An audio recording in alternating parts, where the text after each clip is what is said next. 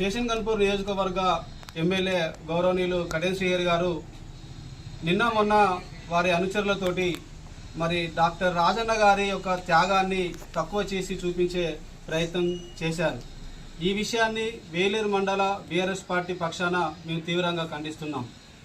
Doctor Rajanna గారు కాంగ్రెస్ పార్టీలో ఉండి ఆ రోజు కేంద్రంలోనూ రాష్ట్రంలోనూ కాంగ్రెస్ ప్రభుత్వం ఉన్నా కానీ ఎమ్మెల్యే పదవిని తృణప్రాయంగా త్యాగం చేయడం వల్ల ఆ రోజు తెలంగాణ ఉద్యమం ఉవ్వెత్తి నెగిసింది, ఉద్యమానికి ఊపొచ్చింది. రాజన్న చేసిన త్యాగం వల్లనే అనేక మంది ఇంకా తెలంగాణ ఉద్యమంలో భాగస్వామ్యమై ఆ రోజు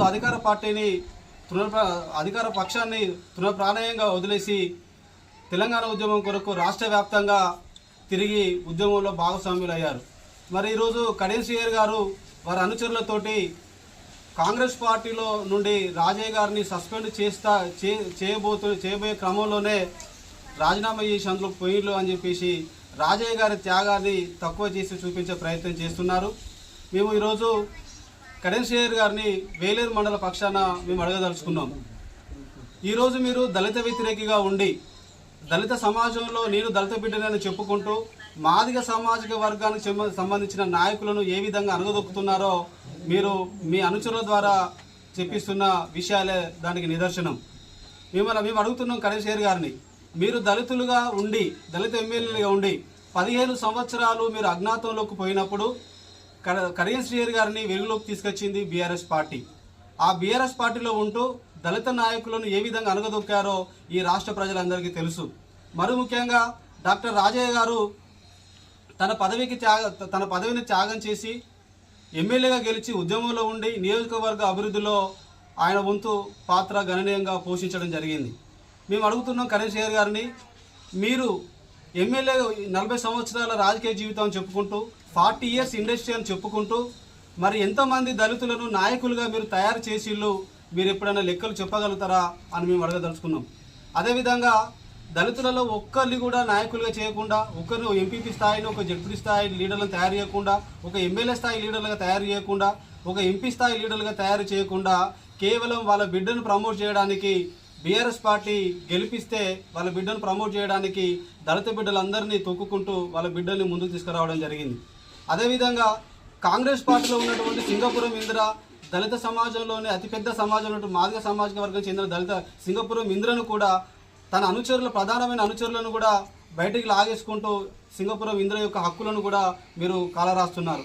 ఒకవైపు మాదిగ సామాజిక వర్గంలో ఉన్నటువంటి రాజయ్యను, అదేవిధంగా సింగపురం ఇంద్ర గారిని ఈ విధంగా చూసుకుంటే అనేక మంది దళిత బిడ్డలందరినీ మీరు తొక్కేసుకుంటూ మీరు ఎదిగిళ్ళు. కాబట్టి మీరు రాజయ్య త్యాగాన్ని మీరు తక్కువ చేసి చూపించే క్రమంలో మీరు ఖచ్చితంగా దళిత మాదిగ సామాజిక వర్గానికి మీరు క్షమాపణలు చెప్పాలని మేము వేలేరు మండల పక్షాన డిమాండ్ చేస్తున్నాం. అదేవిధంగా మొన్న వేలేరు మండలానికి కడెం శ్రీహరికి వస్తూ ఈసారి ఉప ఎన్నికలు రావు అని చెప్పి స్టేట్మెంట్ ఇచ్చారు. ఇలాంటి వ్యాఖ్యలు చేయడానికి కడెం శ్రీహరి గారికి సిగ్గు శరం ఉండాలి. ఎందుకనంటే ఆయన ప్రతిసారి విలువలతో కూడిన రాజకీయం చేయాలి, నీతి నిజాయితీ అని చెప్పేసి మాట్లాడుతూ అంటాడు. అబద్ధం ఒక రక్త మాంసాలు కలిగి ఉంటే అది కడెం శ్రీహరి, అవినీతి బట్టలు వేసుకుంటే అది కడెం శ్రీహరి. ఈ విధంగా కడెం శ్రీహరి చరిత్ర ఉంటే మొన్న రాజ్యాంగ హక్కులను కాలరాస్తూ మేము బీఆర్ఎస్ పార్టీ కార్యకర్తలమందరం ఓట్లేసి గెలిపిస్తే దొంగచాటుగా వెళ్ళి కాంగ్రెస్ పార్టీలో కలిశాడు. పైగా రాజీనామా చేయాల్సింది పోయి ఇదే విలువలతో కూడిన రాజకీయాలు చేస్తా అని చెప్పిన కడెం శ్రీహరి రాజీనామా చేసి తన నిజాయితీ ఏందో, తన నీతి ఏందో, తన సత్యం ఏందో నిరూపించుకోవాలి కదా. మరి ఎందుకు భయపడుతున్నాడు? ఈరోజు ప్రజాక్షేత్రంలో తేలిపోతాడు అనే భయం కొద్దే కడెం శ్రీహరి రాజీనామా చేయట్లేదు. కాబట్టి కడెం శ్రీహరి గారు, మీలో ఏమన్నా చీము నెత్తురు సిగ్గు శరం ఉంటే ఖచ్చితంగా దళిత సమాజానికి క్షమాపణలు చెప్పుకుంటూ మీరు రాజీనామా చేసి మళ్ళా ప్రజాక్షేత్రంలోకి రావాలని వేలేరు మండల పక్షాన మేము డిమాండ్ చేస్తున్నాం. అదేవిధంగా కడెం శ్రీహరి గారిని మేము ఇంకొక ప్రశ్న అడగదలుచుకున్నాం. మీరందరూ మీ మంది మాగాదులతోటి మండలానికి మీ ప్రధాన అనుచరులు ఎంతమంది ఉన్నారో వారందరూ ప్రతి మండల కేంద్రంలో భూ కబ్జాలకు పాల్పడుతున్నారు అని మేము స్పష్టంగా ఆరోపణలు చేస్తున్నాం. మీ అనుచరులను రెవెన్యూ అధికారులను పిలిపించుకొని మీరు ఖచ్చితంగా మీ అనుచరుల మీద ఎంక్వైరీ చేయాలని మేము వేలేరు మండల పక్షాన కూడా మేము డిమాండ్ చేస్తున్నాం. ఖచ్చితంగా రాబోయే రోజులలో మీ యొక్క అవినీతిని మీ యొక్క భూ కబ్జా విషయాలను, మీ దళిత వ్యతిరేక విధానాలను మెండగడుతూ మేము ఖచ్చితంగా ముందుకు పోతామని, మీరు రాజీనామా చేసే వరకు కూడా మీ మీద మా యొక్క ప్రత్యక్ష పోరాటం మేము చేస్తామని వేలేరు మండల పక్షాన డిమాండ్ చేస్తూ నేను ముగిస్తున్నాను. జై తెలంగాణ.